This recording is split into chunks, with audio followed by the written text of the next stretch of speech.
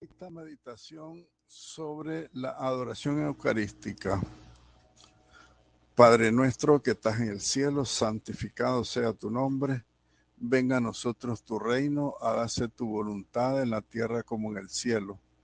Danos hoy nuestro pan de cada día, perdona nuestras ofensas, como también nosotros perdonamos a los que nos ofenden. Y no nos dejes caer en tentación y líbranos de todo mal. Amén. Bienvenidos todos, queridos hermanos.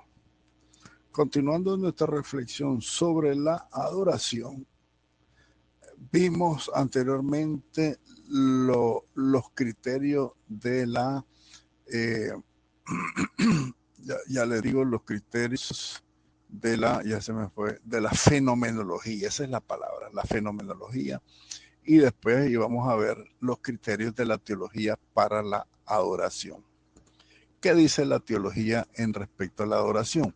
La teología considera la adoración como el acto propio de la virtud de la religión y distingue en razón de la excelencia del acto entre culto de la tría debido de manera absolutamente solamente a Dios y a cada una de las personas divinas y de manera relativa, ¿verdad? De manera eh, excelente, digamos así, un acto propio de la adoración y de una manera relativa pues a la cruz, que es también parte de las imágenes de Cristo y de las reliquias de la pasión de Jesucristo. Y también tenemos que hacer distinción del culto de Dulía, que se da a los siervos de Dios, los ángeles y los santos, ¿verdad?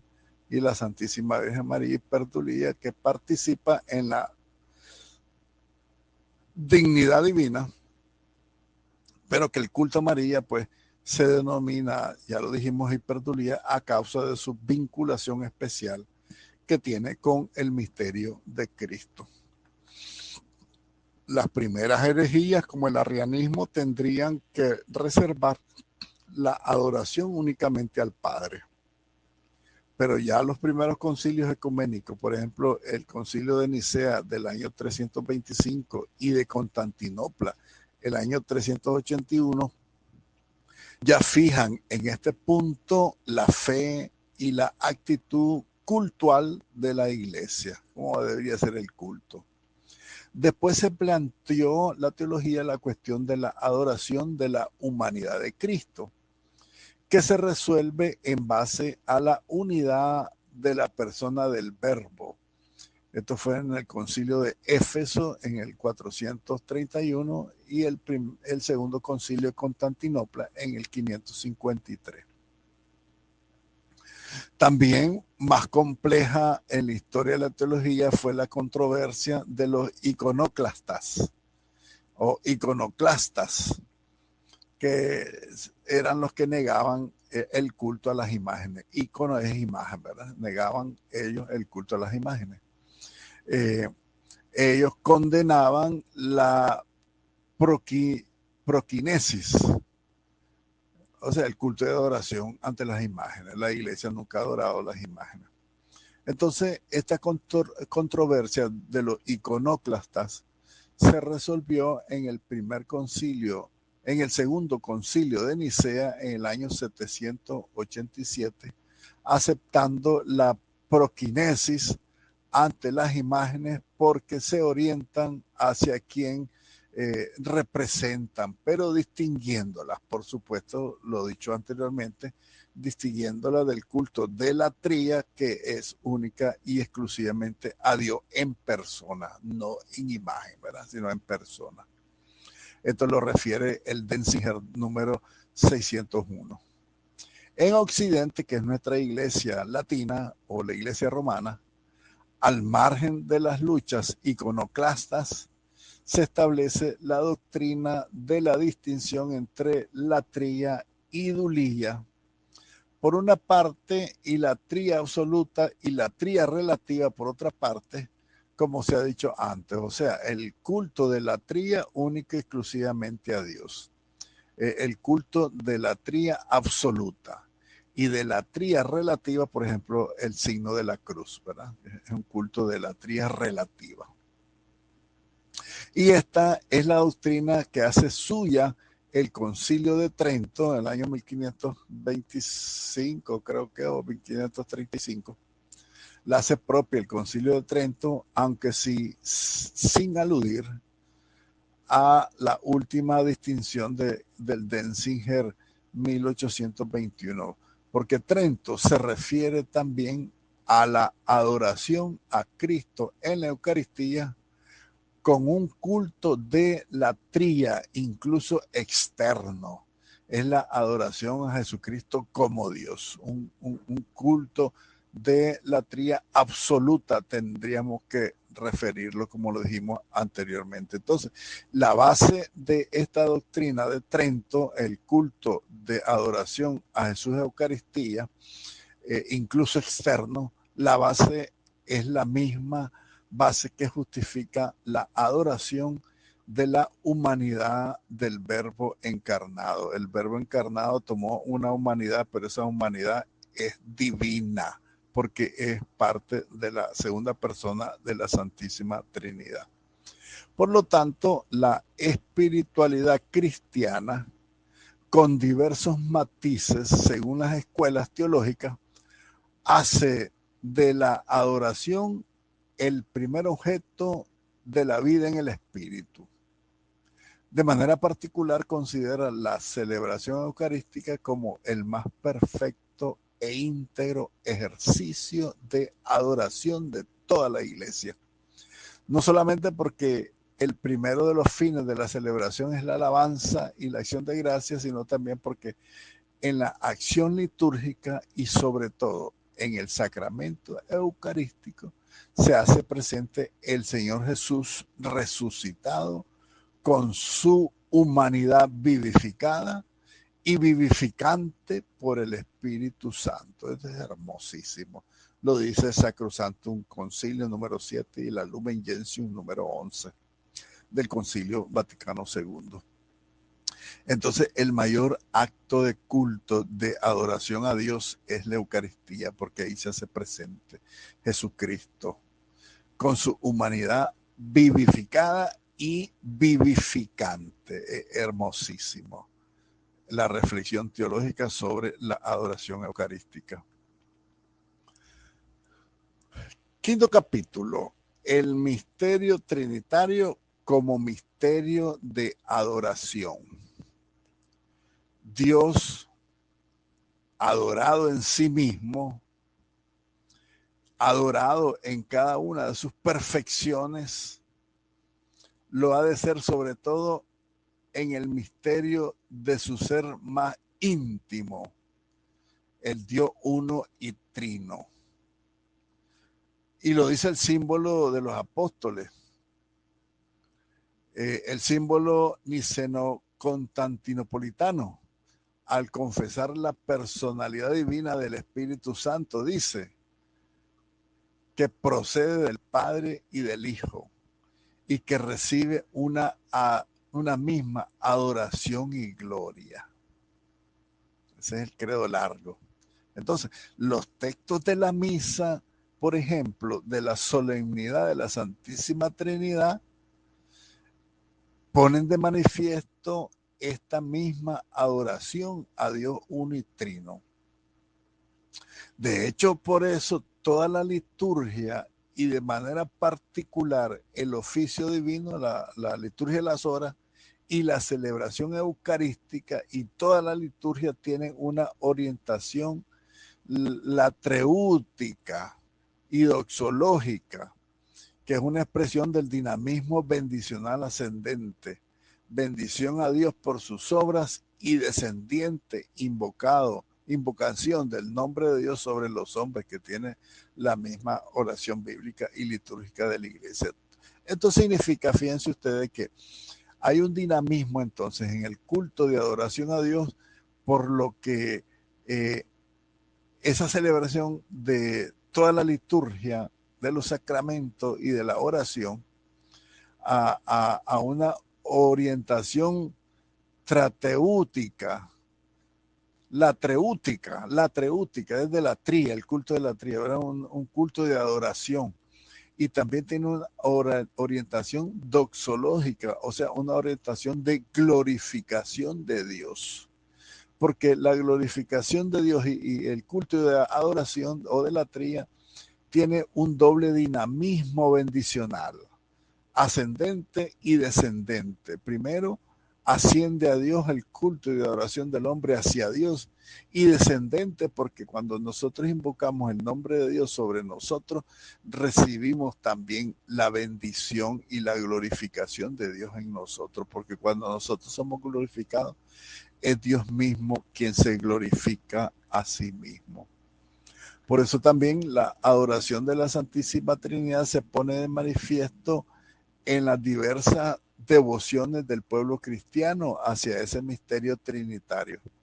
Entre estas devociones se destacan, por ejemplo, el recuerdo de la presencia de Dios, la conciencia de la inhabitación trinitaria en la persona humana, la búsqueda de las huellas de Dios en las criaturas, la veneración del bautismo y de todos los ritos de la iglesia, la devoción específica al Padre, la devoción al Verbo de Dios, a Jesucristo, la devoción al Espíritu Santo. En todos esos gestos se manifiesta, pues entonces, esta adoración trinitaria. Dicen los maestros de espiritualidad cristiana que de una manera o de otra se refieren también a la presencia de la vida trinitaria en todos los bautizados a partir de la condición filial de todos los bautizados. Acordémonos de la inhabitación de las tres personas divinas en el alma de los que son justos, de los que viven, ¿verdad?, en gracia de Dios.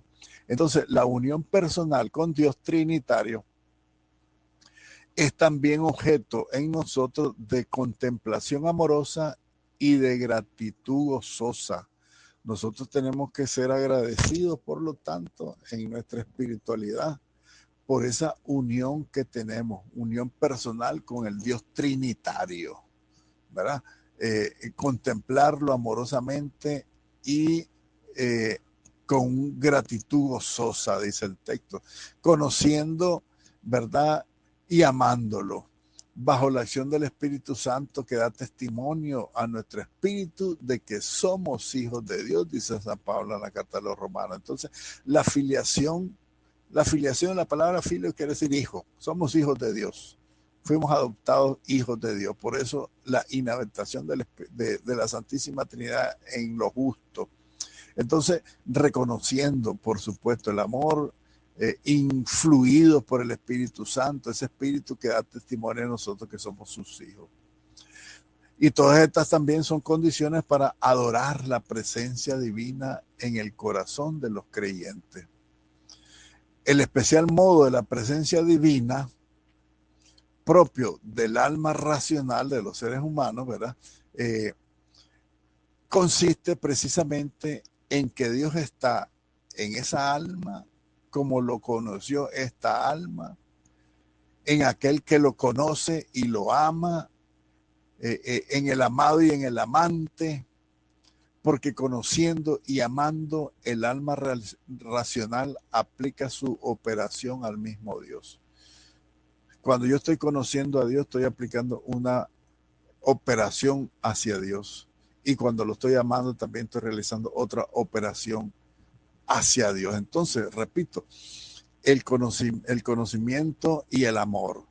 El alma racional aplica esas dos operaciones, el conocer y el amar, al mismo Dios. Por eso, según este modo especial de la teología, se dice, por lo tanto, que Dios no solo es en la criatura racional, sino que se halla en ella como en un templo.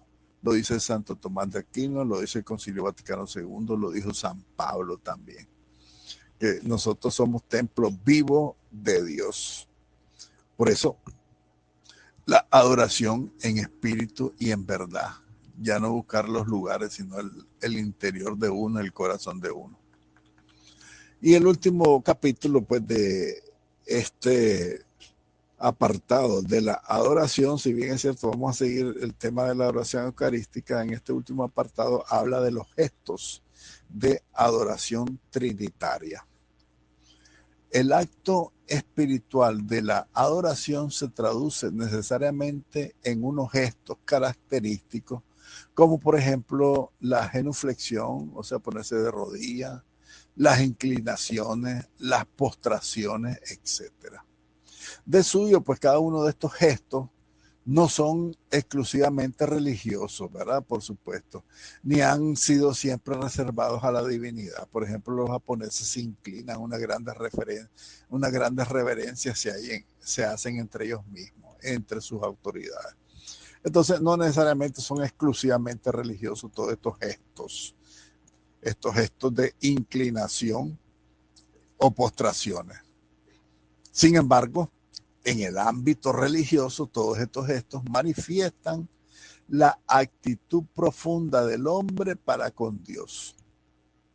Especialmente cuando le da culto, cuando se dedica a la oración, el ser humano hace todos estos gestos que aunque no sean cristianos, pero en el ámbito religioso sí se transforman, porque manifiestan una actitud profunda del hombre para con Dios. Cuando ora, cuando reza. Los que oran adoptan la postura corporal que conviene a la adoración y a la oración. Arrodillarse, estar bien sentado, etcétera, estar de pie, ¿verdad? Por ejemplo, se pone de rodillas, extiende las manos, se postran en tierra y hacen otros gestos externos pues, del mismo tipo, ¿verdad? Incluso el estar de pie, con las manos juntas, con las manos abrazadas, etc. De cualquier manera, todos los gestos que uno haga para estar en contacto con Dios, en el aspecto religioso, son gestos de nuestra manifestación corporal de adoración al Señor. Ahora bien, entre los diversos gestos que expresan la actitud religiosa de los creyentes en el Dios vivo, estos gestos reservados por Jesucristo, hay algunos que tienen un matiz trinitario. Por ejemplo, el principal de todo es la señal de la cruz. Es un gesto cristiano donde se invocan las tres personas divinas, bien sobre uno mismo, bien sobre el pueblo para bendecirlo, o sobre el que recibe el sacramento, o la bendición de los padres para con los hijos. Todos esos son gestos, ¿verdad?, que expresan la actitud religiosa del creyente en Dios. Esos son los principales matices. Pues, por ejemplo, la señal de la cruz también, que está atestiguada desde los primeros tiempos de la iglesia, no solo como una evocación del misterio pascual, sino también en sentido trinitario y bautismal, ¿verdad? Porque en la misma lectura del Evangelio nosotros nos hacemos tres cruces, por ejemplo, para pedir al Señor: Señor, protege mi mente para recibir tu palabra, protege mi boca para proclamar tu palabra, y protege y bendice mi corazón para recibir tu palabra. Esas son las tres cruces que nos hacemos cuando escuchamos el Evangelio, por ejemplo, ¿verdad? El ordo romano, el del misal romano, estas señales de la cruz están situadas, por ejemplo, al comienzo de la celebración eucarística. También está referido a la invocación trinitaria, ¿verdad?, en el nombre del Padre, el Hijo y el Espíritu Santo. La señal de la cruz también, con la mención de las divinas personas, aparece también en varios sacramentos y sacramentales. Aunque la reforma litúrgica del Concilio Vaticano II ha reducido el número de estos gestos, multiplicados en la época del influjo greco-germánico sobre la liturgia romana, ¿verdad?, en el siglo VI, por ejemplo, en Oriente, se introdujo la costumbre de hacer la señal de la cruz con dos pulgares y con dos dedos, ¿verdad?, el pulgar y el índice, para hacer la forma de cruz, ¿verdad? Los demás dedos cerrados también para los que dan la bendición, 3 dedos abiertos y 2 dedos cerrados para los que bendicen al pueblo.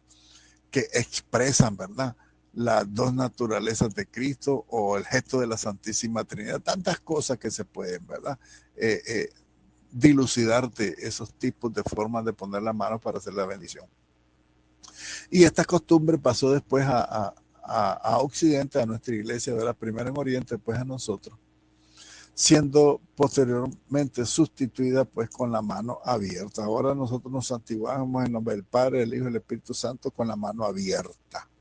Pero el santiguarse era una costumbre muy bonita que valdría la pena mantenerla o recuperarla donde ya se perdió, que nos santiguamos haciendo con el dedo pulgar y el índice, haciendo una cruz con nuestra mano y marcándonos con la cruz, ¿verdad? Es un hermoso gesto, definitivamente. Bien, avancemos un poco más sobre la adoración y algunas expresiones del Papa Benedicto XVI y del Papa San Juan Pablo II.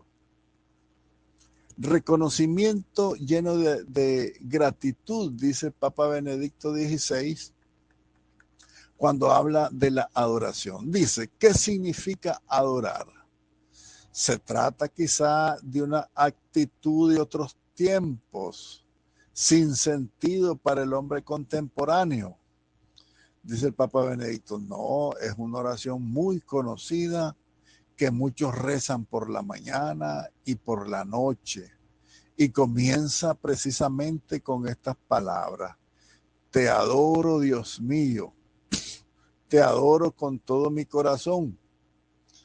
Al amanecer y al atardecer el creyente renueva cada día su adoración, es decir, su reconocimiento de la presencia de Dios, ese Dios creador y Señor del universo. Entonces es un reconocimiento lleno de gratitud que brota desde lo más hondo del corazón y abraza todo el ser, porque el hombre solo puede realizarse plenamente a sí mismo adorando y amando a Dios por encima de todas las cosas, decía Papa Benedicto XVI. También sigue diciendo que en la Pascua Jesucristo crucificado y resucitado manifiesta plenamente su divinidad, ofreciendo a todos los hombres el don de su amor redentor. Los santos acogieron este don y llegaron a ser verdaderos adoradores del Dios vivo, amándolo sin reserva en cada momento de su vida, con el máximo, ¿verdad?, con el máximo fervor, la máxima devoción. Y esto lo compartía el Papa pues allá en Alemania cuando fue la jornada de los jóvenes en Alemania.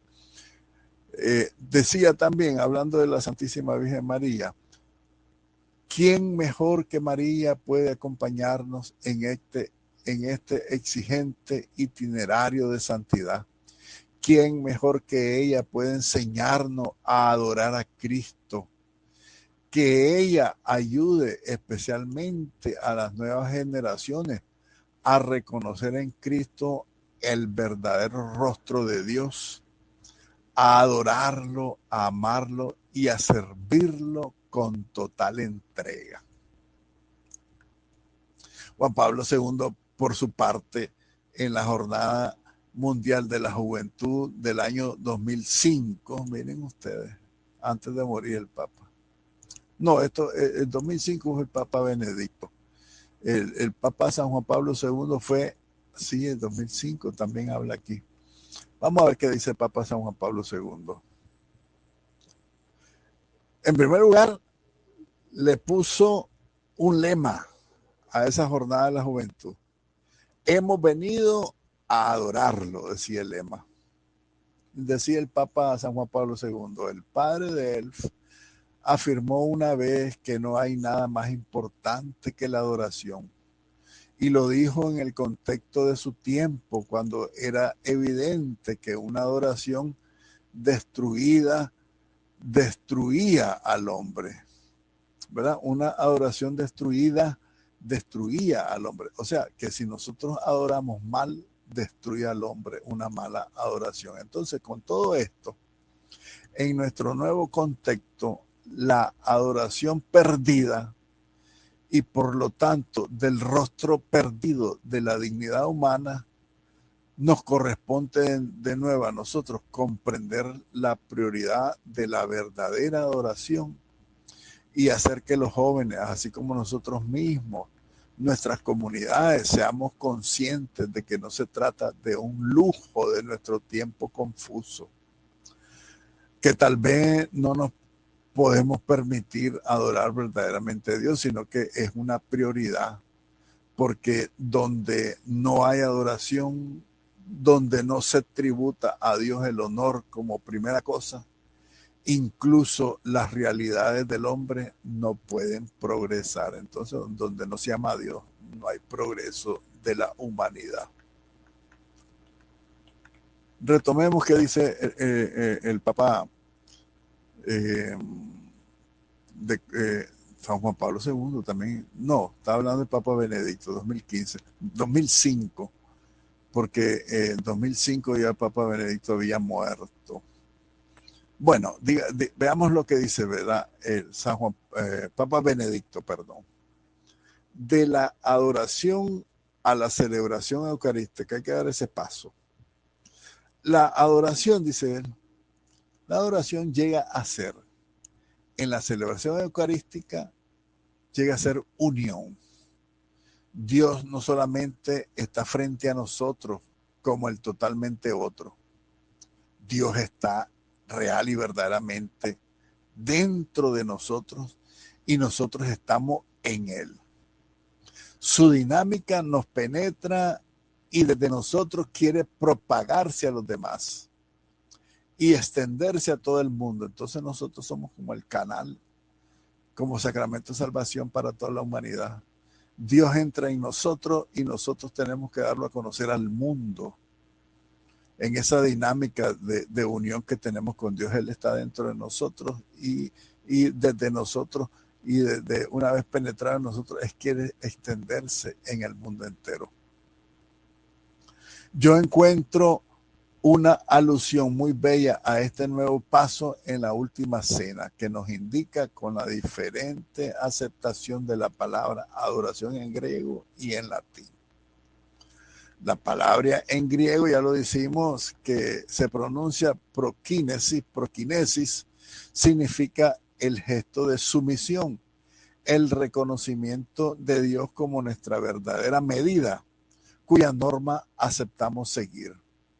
Y significa que la libertad no quiere decir gozar de la vida, considerarse absolutamente autónomo, sino que orientarse según la medida de la verdad y según la medida del bien, para llegar a ser de esta manera nosotros mismos verdaderos y buenos, porque somos presencia. Cuando somos verdaderos y buenos, somos presencia de Dios en el mundo. Y este gesto es necesario aun cuando nuestra ansia de libertad se resiste en un primer momento a esta perspectiva. Hacerla completamente nuestra solo será posible en el segundo paso que nos presenta la última cena. ¿Cuál es el segundo paso? La palabra latina para adoración es ad oratio, contacto boca a boca, beso, abrazo y por lo tanto, en resumen, amor. Entonces, adoración en griego es a ver, repitámoslo de nuevo, es prokinesis, ¿verdad? Un gesto de sumisión, entrega, unión, pero en el latín, adoración es ad oratio, es el contacto, el abrazo, el amor. Entonces, la sumisión del griego más el significado del latín es la sumisión que se hace unión, porque aquel al cual nos sometemos es amor. Entonces, así la sumisión adquiere sentido porque no nos impone cosas extrañas, sino que nos libera desde lo más íntimo de nuestro corazón y nos conecta directamente con Él, que es amor. Entonces nosotros ya no actuamos mecánicamente, sino que actuamos por el amor. Otro concepto de adoración: la Sagrada Eucaristía y la vida espiritual. Tendríamos que ponerle ese título nuevo a esta continuación del tema sobre la adoración eucarística. La Sagrada Eucaristía y la vida espiritual. Vamos a ver aquí varios conceptos: el concepto del misterio del amor, el asombro ante el amor, la comunión personal de amor, la adoración de amor, la Eucaristía, santidad y evangelización, la comunión espiritual, y séptimo, la Santísima Virgen María, mujer eucarística. Entonces, primero, misterio de amor. Yo les voy a pasar el documento para que se guíen en él. Misterio de amor. La Iglesia vive de la Eucaristía, dice el Papa San Juan Pablo II, Iglesia de Eucaristía. Esta verdad no expresa solamente una experiencia cotidiana de fe, sino que encierra en síntesis el núcleo del misterio de la Iglesia. La Iglesia experimenta con alegría cómo se realiza continuamente ella misma en múltiples formas. Se manifiesta en la Iglesia esa promesa del Señor. He aquí que yo estoy con ustedes todos los días hasta el fin del mundo, dice Mateo 28. Y en la Sagrada Escritura, por la transformación del pan y del vino en el cuerpo y en la sangre del Señor, se alegra a la Iglesia de esta presencia con una intensidad única. Porque desde que en Pentecostés la Iglesia, pueblo de la Nueva Alianza, ha empezado su peregrinación hacia la patria celestial, este divino sacramento ha marcado sus días, día tras día, la historia, llevándonos de confiada esperanza, ¿verdad? Siempre nos conduce con una confiada esperanza. Con razón, la Iglesia ha proclamado a partir del Concilio Vaticano II que el sacrificio eucarístico es fuente y cima de toda la vida cristiana. La Iglesia vive de la Eucaristía. La Sagrada Eucaristía, entonces, en efecto, contiene todo el bien espiritual de la Iglesia, es decir, Cristo mismo, nuestra Pascua, es el bien más grande que tiene la Iglesia.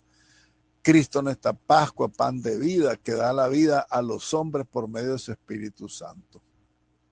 Entonces, por lo tanto, la mirada de la Iglesia se dirige continuamente a su Señor Jesucristo presente en el sacramento del altar, en el cual descubre la plena manifestación de su inmenso amor hacia ella, hacia la Iglesia.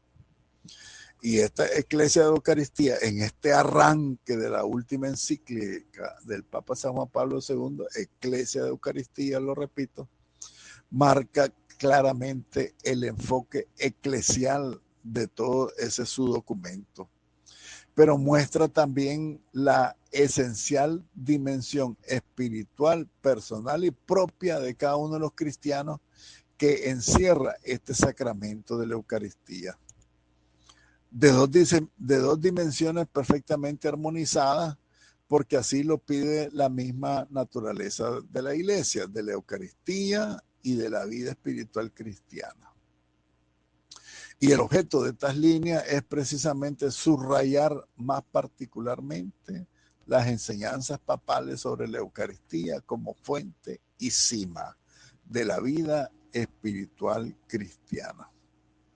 Comencemos entonces, hermanos, por destacar la idea que encierra este primer párrafo de su encíclica del Papa San Juan Pablo II, Iglesia de Eucaristía. Dice que en la Eucaristía se descubre, en efecto, la plena manifestación del inmenso amor divino para con su Iglesia. Por cada uno de los miembros de la Iglesia, por cada uno de sus hijos. pues en ella se nos entrega el mismo Dios. En la Eucaristía se nos entrega el mismo Dios.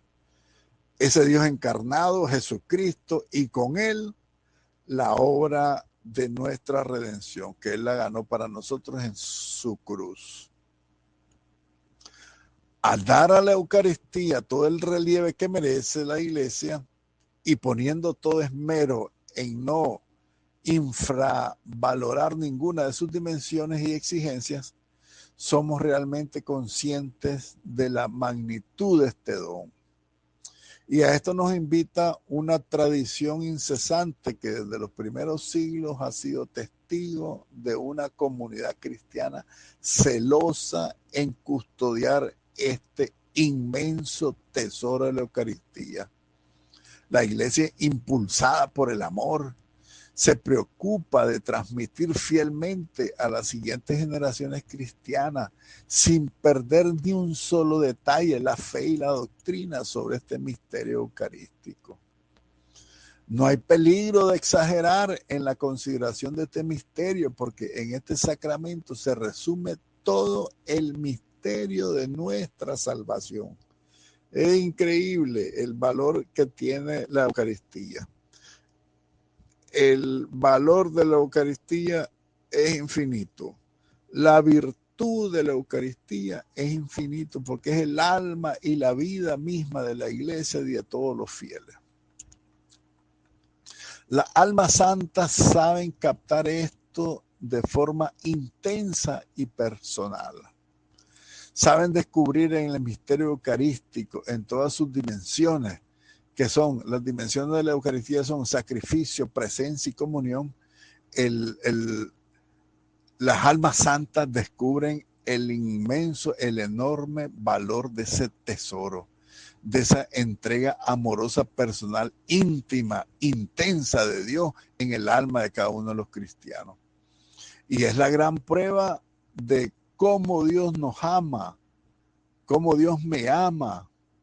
Ese convencimiento les mueve a la alma santa a corresponder, a devolver amor por amor, a hacerlo precisamente volcándose en detalles de cariño, de piedad, de devoción. Por ejemplo, con la devoción a Jesús sacramentado, sea en la forma de vivir la celebración de la misa, la Eucaristía, sea el modo de comulgar, ya sea en otras manifestaciones públicas o privadas del culto eucarístico, sea en cómo gira toda la vida interior de la persona cristiana en la misma Sagrada Eucaristía. Sabemos, todos los verdaderos cristianos sabemos custodiar ese hermoso tesoro, sabemos amar ese tesoro, sabemos transmitir ese tesoro y sabemos enseñar y ayudamos a que la gente aprenda a valorar y amar ese tesoro que no alcanza en nuestro corazón de tan inmenso y de tan grande que es. Entonces así alcanzamos lo que merece el núcleo de la piedad eucarística verdadera y lo que debería ser la motivación humana de cualquier cristiano a la hora de acercarse a ese sacramento y de llenar su vida con ese sacramento y descubrir y valorar la Eucaristía como un misterio infinito de amor, como un acto de amor divino, personalísimo del Señor con cada uno de nosotros. Y participar en este sacramento, en este misterio hermoso, como un verdadero acto de amor para con Dios, como una verdadera respuesta de amor que le debemos dar a Él, que nos ama tanto, ¿verdad? Verdaderamente entonces en la Eucaristía se nos muestra un gran amor que llega hasta el extremo. Un amor que no conoce medida. Se rebajó a sí mismo, dice San Pablo a los colosenses. A los filipenses, se rebajó a sí mismo y se hizo nada. Y se hizo uno de nosotros y se rebajó hasta ser esclavo y morir en una cruz. Y lo peor de todo, dice San Pablo, y en una cruz, como que dice que es la peor ignominia a la que se pudo rebajar un Dios altísimo y santísimo. Y esa es la mayor manifestación del amor. Es hermoso por eso estar con Él. y reclinado sobre su pecho como el discípulo predilecto, ¿verdad? Que dice San Juan capítulo 13, San Juan. Palpar ese amor infinito en su corazón. Si el cristianismo ha de distinguirse en nuestro tiempo, sobre todo por el arte de la oración, ¿cómo no sentir una renovada necesidad de estar largos ratos en conversación espiritual, en adoración silenciosa, en actitud de amor ante Cristo presente en el Santísimo Sacramento del altar? ¿Cuántas veces, hermanos, hemos hecho nosotros esta experiencia? Si no la hemos hecho, hagámosla. Y en esa experiencia nosotros vamos a encontrar el mayor amor, el mayor de los consuelos, la mayor de las fortalezas que necesitamos en cada momento de nuestra vida, el mayor apoyo que necesitamos. Él es el amigo fiel, solo Él nos puede llenar de la plenitud de su amor. Si ante este misterio la razón experimenta sus propios límites, el corazón iluminado por la gracia del Espíritu Santo instruye, de alguna manera instruye bien cómo nos debemos de comportar, sumiéndonos en esa profunda adoración y sumiéndonos, profundizando en ese amor sin límite que Dios tiene para con nosotros. Gloria al Padre, al Hijo y al Espíritu Santo, como era en el principio, ahora y siempre, por los siglos de los siglos. Amén.